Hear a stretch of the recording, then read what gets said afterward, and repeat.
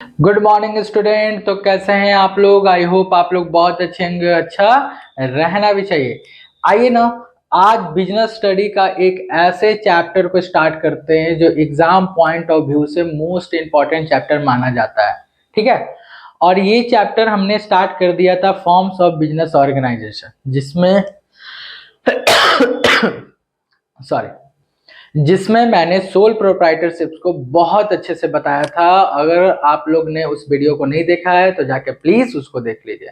आइए, आज हम लोग सेकेंड फॉर्म्स को स्टार्ट करते हैं, जिस फॉर्म का नाम है पार्टनरशिप। तो चलिए ना, स्टार्ट करते हैं बिना किसी देरी के और समझते हैं कि पार्टनरशिप होता क्या है और पार्टनरशिप बिजनेस करना चाहिए या नहीं करना चाहिए। आज इन सभी के बारे में हम लोग जानेंगे। चलिए मीनिंग को स्टार्ट करते हैं। सबसे पहले अगर मैं बात करूं मीनिंग का, तो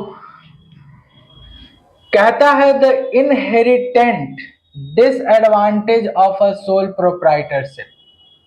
सोल प्रोप्राइटरशिप के डिमेरिट्स को हम लोग पढ़े थे। हाँ सर, पढ़े थे।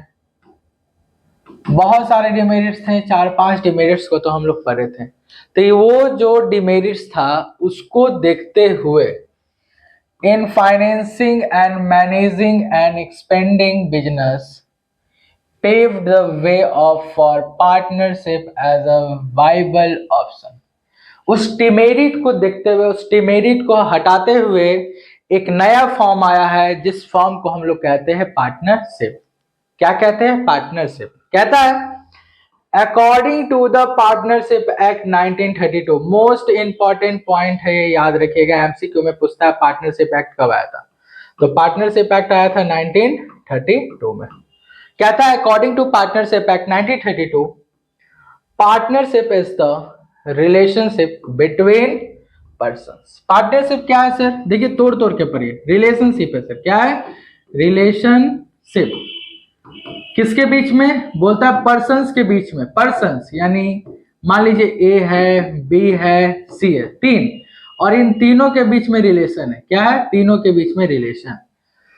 Who have agreed to share the profit. जो रिलेशनशिप बनाकर बिजनेस में होने वाले प्रॉफिट को शेयर करेंगे। क्या करेंगे? प्रॉफिट को बांटेंगे, शेयर करेंगे। Who have agreed to share the profit of the business carried on by all and any of them acting for all। या तो सभी कोई मिलके काम कर रहे होंगे पार्टनरशिप में, या तो सब लोग के बदले में कोई एक पार्टनर क्या कर रहा होगा? काम कर रहा होगा। और अगर उससे प्रॉफिट होता है तो वो प्रॉफिट सारे पार्टनर मिलके क्या कर लेंगे? बांट लेंगे, जो भी रेशियो दिया होगा।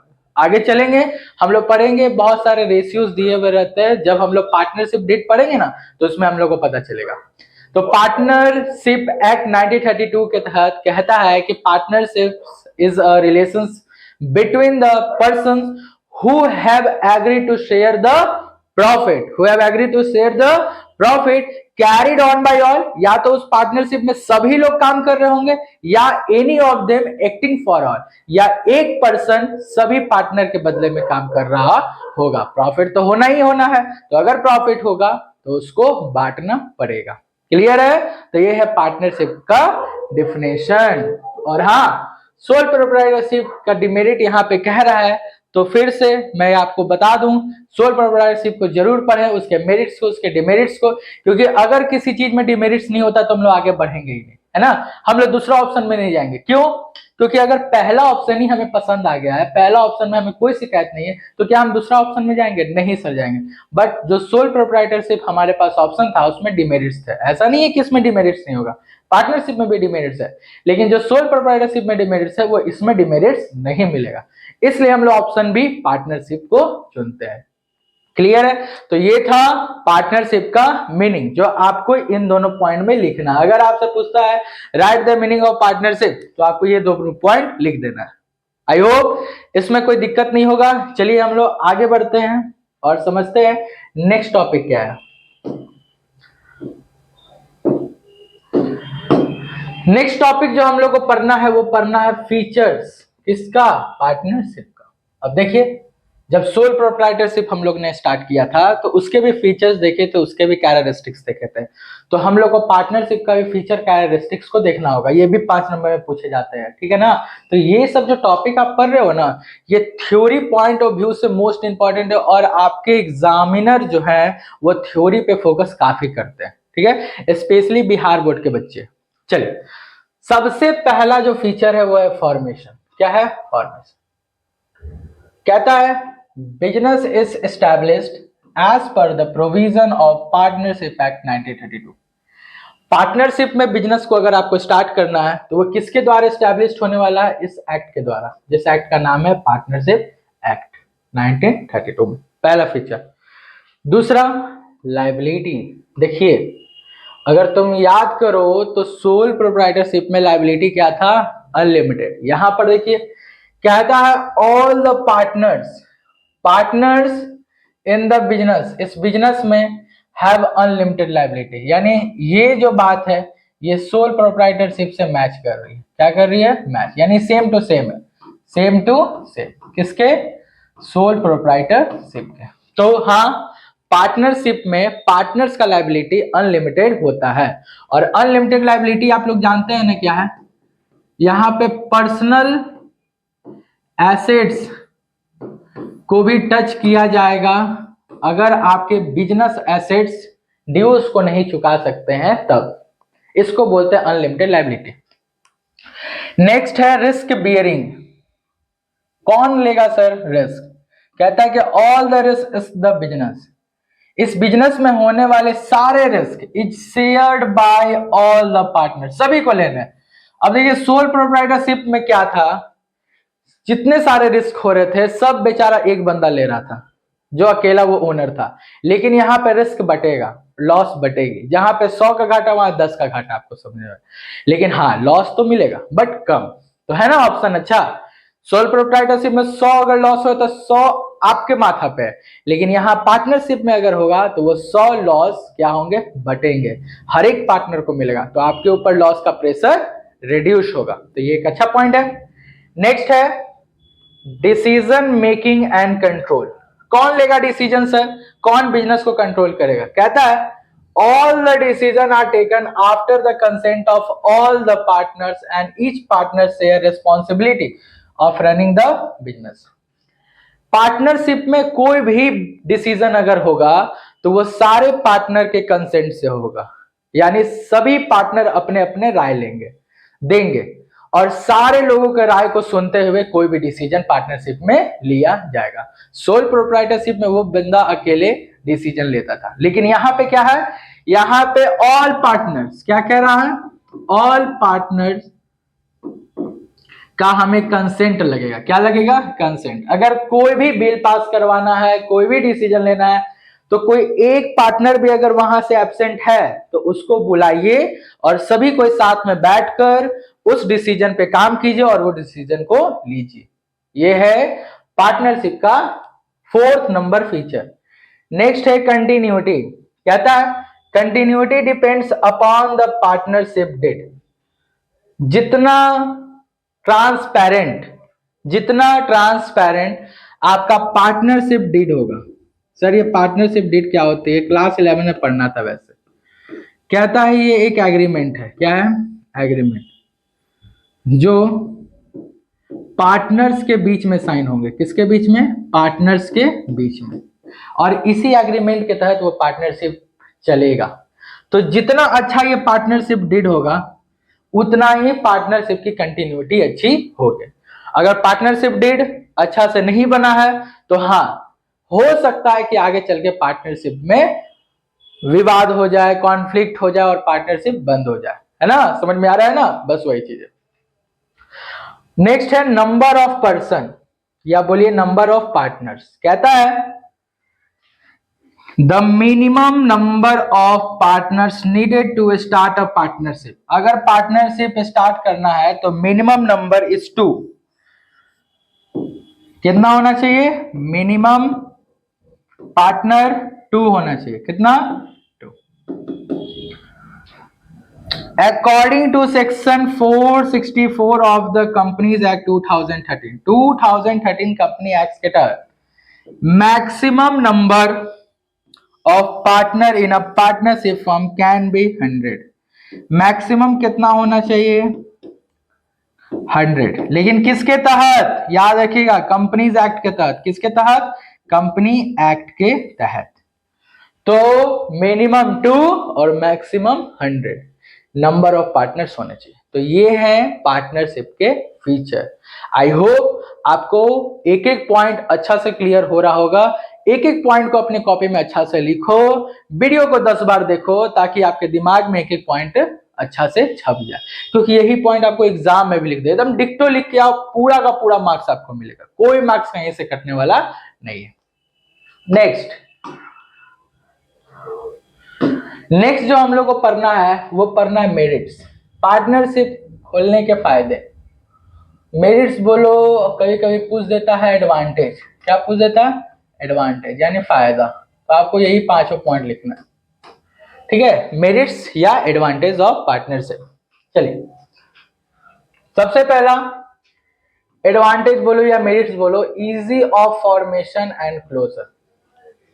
पार्टनरशिप बहुत आसानी से क्रिएट हो जाता है। पार्टनरशिप डीड बना लो, पार्टनर्स हैं आपके सामने, आप लोग पार्टनरशिप में बिजनेस स्टार्ट कर सकते हैं। ओपन करने में कोई दिक्कत नहीं, इतना इजी होता है।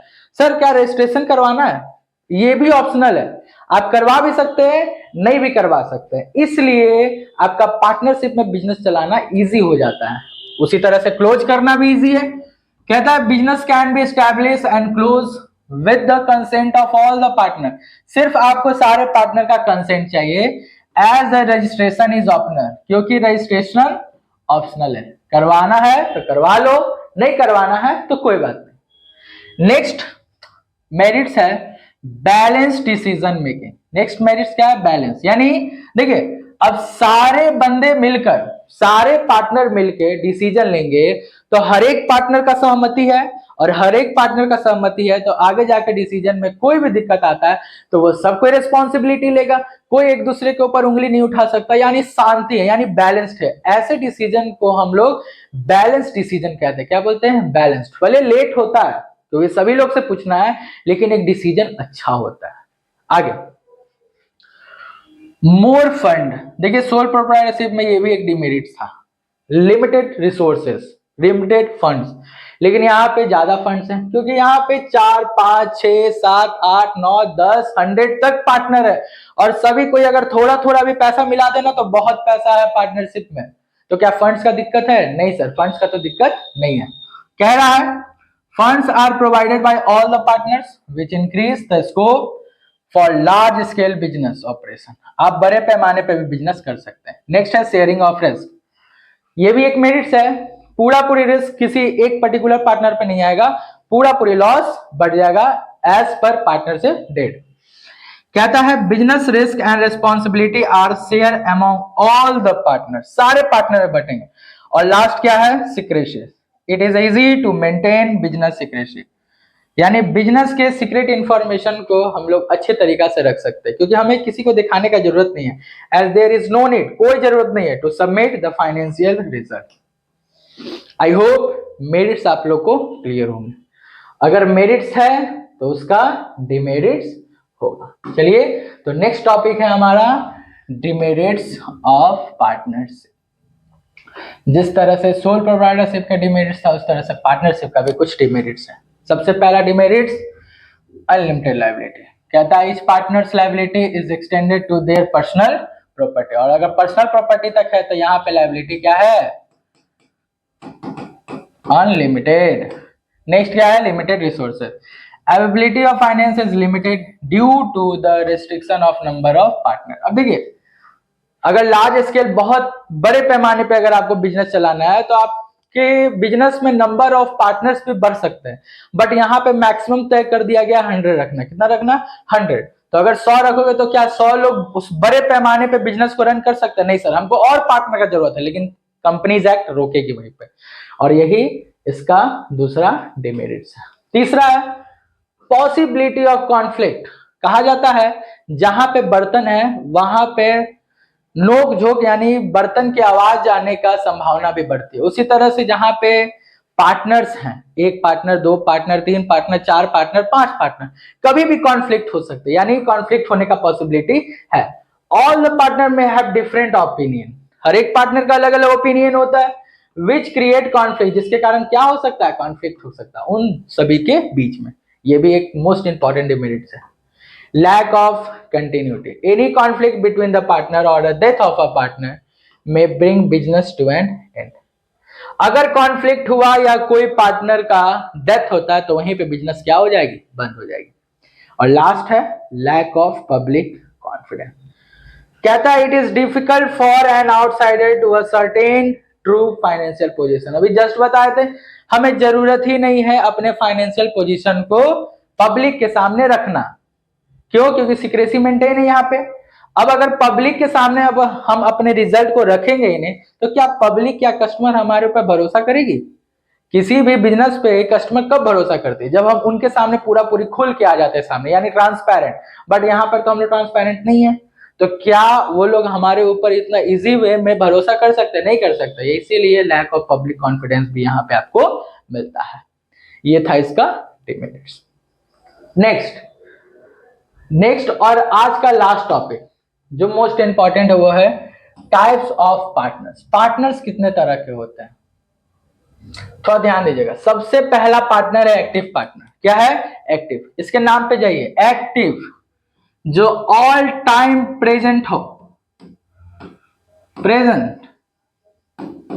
कहता है पार्टनर हु कंट्रीब्यूट कैपिटल, वो पैसा भी लगाएगा, share profit and losses, profit and loss को उसको बांटना भी है, पार्टिसिपेट इन मैनेजमेंट, हर एक मैनेजमेंट में उसका पार्टिसिपेशन भी होगा, एंड हैज अनलिमिटेड लायबिलिटी, और उसका लायबिलिटी भी क्या होगा, अनलिमिटेड होगा। यानी ये एक ऐसा बंदा है जो कैपिटल भी दे रहा है, प्रॉफिट और लॉस में उसका हिस्सा भी है, मैनेजमेंट में वो हमेशा सबसे आगे रहता है, और उसका लायबिलिटी भी क्या है, अनलिमिटेड है। क्लियर है? ऐसे पार्टनर को हम लोग बोलते हैं एक्टिव पार्टनर। नेक्स्ट है स्लीपिंग और डॉर्मेंट पार्टनर। नेक्स्ट क्या है? स्लीपिंग और डॉर्मेंट।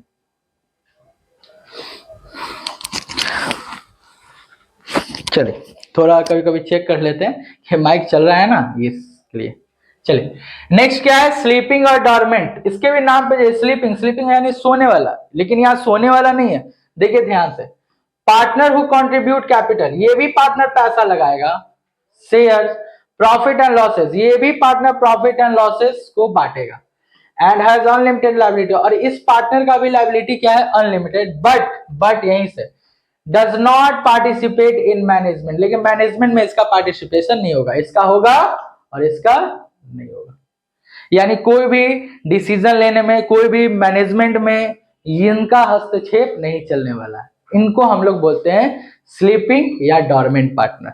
लास्ट नेक्स्ट है सीक्रेट पार्टनर। नाम में ही लिखा हुआ छुपा रुस्तम, नाम में ही क्या लिखा हुआ है, छुपा रुस्तम। कहता है this partner participate in management, ये पार्टनर मैनेजमेंट में हिस्सा लेगा सीक्रेटली, बट छुप छुपा के, यानी पब्लिक को दिखाना नहीं है कि ये हमारा पार्टनर है और इनका भी डिसीजन हमारे लिए महत्वपूर्ण होता है, छुप छुपा के वो रहेगा। But does contribute in profit and losses, और ये भी प्रॉफिट एंड लॉस में हिस्सा पाएगा। यानी इसके केस में क्या है, पब्लिक को हमें नहीं बताना है कि ये भी हमारा पार्टनर, यानी मेरे बगल में वो खड़ा रहेगा, हम नहीं बताएंगे कि ये मेरा पार्टनर है और ये है। ऐसे पार्टनर को हम लोग बोलते हैं सीक्रेट पार्टनर। क्या बोलते हैं? Secret partner. आई होप ये तीनों पार्टनर्स आपके दिमाग में छप गए होंगे। और कौन है सर? नेक्स्ट है नॉमिनल पार्टनर। चलिए इसके बारे में समझिए। कहता है such partner only give his name and goodwill, ये एक ऐसा पार्टनर है जो अपने नाम को यूज करने देता है हम लोग को। जैसे मान लीजिए हमारा बिजनेस अभी छोटा है, कोई कस्टमर नहीं आते, हम किसी बंदे को पकड़ते हैं जिसका गुडविल, जिसका नेम, जिसका रेपुटेशन मार्केट में बहुत अच्छा है, और उसका नाम अगर हम लोग यूज कर लेते हैं तो हमारे बिजनेस में कस्टमर आने लगेंगे। ठीक है ना? वही बात हो रहा है। उसके नेम और उसके गुडविल को हम लोग यूज करते हैं to the firm. He neither invest money, वो कोई पैसा नहीं लगाएगा, नॉट टेक प्रॉफिट, और कोई प्रॉफिट भी नहीं लेगा, but his liability is unlimited, लेकिन उसका भी लायबिलिटी क्या है, अनलिमिटेड। हम अगर सामने वाला का नाम यूज करते हैं और थर्ड पार्टी से डील कर लेते हैं, और कभी भी थर्ड पार्टी को नुकसान होगा तो उसके लिए ये पार्टनर का लायबिलिटी अनलिमिटेड हो जाएगा, यानी वो थर्ड पार्टी इससे भी पैसा लेगी। क्लियर? नेक्स्ट है ये दो मोस्ट इंपॉर्टेंट पार्टनर होते हैं। पहला है पार्टनर्स बाय स्टॉपर। स्टॉपर का मतलब से समझिएगा कंडक्ट या इसका बिहेवियर, ठीक है, बिहेवियर। मान लीजिए कि कोई ऐसा बंदा हमारे बिजनेस में बैठा हुआ है और एक थर्ड पार्टी आता है, कोई कस्टमर आता है डील करने के लिए, और उसको हम लोग यानी एक्टिव पार्टनर ये लोग नहीं दिखते हैं। वो बंदा बैठा हुआ है, क्या है, और वो कुछ ऐसा हरकत कर देता है जिसको थर्ड पार्टी को लगता है कि नहीं भाई ये भी पार्टनर है, क्या है, ये भी पार्टनर है, बट ये पार्टनर नहीं होता है। लेकिन हाँ, वो कुछ ऐसा बिहेव कर देता है या कुछ ऐसा कंडक्ट कर देता है या उसके सामने कोई काम कर देता है जिसके कारण थर्ड पार्टी को लगने लगता है कि नहीं शायद ये बंदा पार्टनर है, और ये उसके साथ क्या कर लेता है, डील कर देता है। तो ऐसे पार्टनर को हम लोग बोलते हैं पार्टनर बाय स्टॉपर। क्या बोलते हैं? Partner by stopper. मीनिंग देखिए और क्लियर होगा। He is one who by his word, अपने वर्ड से, क्या बोला, अपने वर्ड, यहां वर्ड भी लिख लो, और कंडक्ट तो हम लिख ही दिए, gives impression to the outside world. Outside world यानी हमारे लिए कस्टमर हो गए, सप्लायर होंगे, जो भी हो गया, यानी third party, that he is a partner. अब वो आउटसाइड वर्ल्ड जो है यानी बाहरी लोग जो है वो उसको पार्टनर समझने लगे। क्या समझने लगे? पार्टनर है शायद ये of the firm, whereas actually he is not, but वो होता नहीं है, वो होता नहीं है। हिज लाइबिलिटी इज अनलिमिटेड, इसका भी लाइबिलिटी क्या है, अनलिमिटेड है। किसके टुवर्ड में? द थर्ड पार्टी के टुवर्ड में, क्योंकि हम लोग तो थे नहीं, डील वो किया है ना। Who has entered into dealing with the firm on a basis of his pretensions। Clear है? कोई दिक्कत? यानी वो अपने आप के बिहेवियर से, अपने वर्ड से, अपने कंडक्ट से ऐसा प्रतीक कर देता है, प्रतीक दिखा देता है कि वो भी उस पार्टनरशिप का पार्टनर है, और थर्ड पार्टी उससे डील कर लेता है तो वो भी उस पार्टनर बन जाता है। और कैसा पार्टनर उसको बोलते हैं? पार्टनर बाय स्टॉपर, और उसका भी लायबिलिटी क्या है? अनलिमिटेड। और लास्ट है पार्टनर्स बाय होल्डिंग आउट। ये भी कुछ वैसा ही है, थोड़ा ध्यान से समझिए। जैसे मान लीजिए कि 5-6 स्टूडेंट है या 5-6 मेंबर है, मिलकर पार्टनरशिप ओपन करता है। अभी ओपन किया है, क्या अभी अभी उसमें कस्टमर आना स्टार्ट होंगे? नहीं सर, अभी कस्टमर कहां से आएगा। अब क्या हुआ कि वो सारा जो बंदा था वो किसी अच्छे रेपुटेशन वाले जो भी पर्सन है उनका नाम यूज कर लेता है। क्या कर लेता है? उनको बिना बताए हुए, उनको बताता भी नहीं है कि हम आपका नाम यूज कर रहे हैं, और उसके नाम पे वो कस्टमर बना लेता है। क्या कर लेता है? कस्टमर। कल होके उस जिसका वो नाम यूज किया उसको पता चला ये बात, अच्छा ये लोग मेरा नाम यूज कर रहे हैं अपने बिजनेस में कस्टमर बनाने के लिए, बट वो मना नहीं करता है। क्या नहीं करता है? मना नहीं करता। हाँ, उसका कोई होगा, क्या बोलते हैं, मतलब इंटरनल प्रॉफिट की नहीं भाई हम कल होके उसको ब्लेम करेंगे कि हमको प्रॉफिट का हिस्सा चाहिए, वो सब एक अलग केस है। बट वो डिनाई नहीं किया, वो डिनाई किया, उसको पता लगा तो भी वो मना नहीं करता है कि हम इसके भाई पार्टनर उटनर नहीं है, और यहीं पे थर्ड पार्टी उसके नाम से इस पार्टनरशिप को डील करता है। और डील करने पे अगर कुछ नुकसान होता है तो ये जो दूसरा बंदा था जिसका नाम अभी हम फेम यूज किए हैं, ये भी हमारा पार्टनर बन जाता, और इसका भी लायबिलिटी होने वाला है अनलिमिटेड। क्या होने वाला? अनलिमिटेड। पढ़िए, he is one who is falsely declare partner, जिसको गलती से, फॉल्सली मतलब वो है नहीं बट बना लिए, हम लोग उसको पार्टनर मानते हैं of the firm, whereas actually he is not, but वो होता नहीं है हमारा partner. And even after becoming aware, और उसको बाद में पता चलता है ऑफ इट, इसके बारे में, he does not deny it, वो मना भी नहीं करता है भाई, वो बोलता है चलने दो अच्छी बात है, ठीक है ना। इसलिए वो भी हमारे पार्टनरशिप का एक प्यारा सा पार्टनर बन जाता है, जिसको हम लोग बोलते हैं पार्टनर्स बाय होल्डिंग आउट। इसलिए उसका लायबिलिटी अनलिमिटेड होने वाला है उस पार्टी के अगेंस्ट में who has deal with a firm on basis of his declaration. Clear है? कोई डाउट? और यहां पे हमारा फॉर्म्स ऑफ बिजनेस ऑर्गेनाइजेशन में पार्टनरशिप का ये पार्ट 1 अभी हम लोग पढ़ रहे हैं, ठीक है ना। अभी बहुत सारे चीजों को भी डील भी करना है, रजिस्ट्रेशन पढ़ना है, माइनर एज अ पार्टनर पढ़ना है, पार्टनरशिप बनती क्या है, इन सभी चीज के बारे में भी हम लोग पढ़ेंगे। बट इस लेक्चर में आज इतना ही, ठीक है। अब हम लोग मिलेंगे अगले नेक्स्ट लेक्चर में, तब तक के लिए आप लोग अपने पढ़ाई को कंटिन्यू रखो, प्यार से पढ़ते रहो, ज्यादा प्रेशर लेने के बाद नहीं है। और हाँ, अगर वीडियो पसंद आता है तो लाइक करिएगा, कमेंट कीजिएगा और शेयर जरूर कीजिएगा अपने सारे दोस्त के पास। तब तक के लिए bye bye, take care, see you soon.